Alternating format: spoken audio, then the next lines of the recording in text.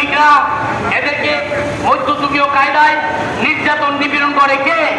মালিক সমিতির এবং মালিক সমিতির দালালরা একটা সিন্ডিকেট তৈরি করেছে। যে সিন্ডিকেটের কারণে 900 টাকা জমা থাকার পরেও তারা 1200, 1300, 1400 টাকা জমা নেয়। এইটা আমরা চাই না।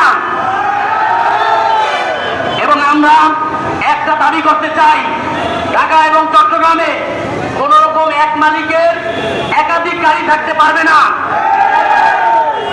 আমাদের যেই সব চালকদের লাইসেন্স আছে, 3 হুইলার লাইসেন্স, প্রত্যেক চালককে সিএনজির ব্যবস্থা করতে হবে।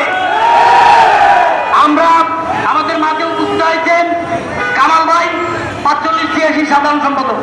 প্রিয় বন্ধুগণ, আপনারা জানেন আমরা যারা আছি ঢাকা এবং চট্টগ্রামে প্রত্যেকটি চালক অত্যন্ত পরিশ্রম করি, অত্যন্ত কষ্ট করে আসছি।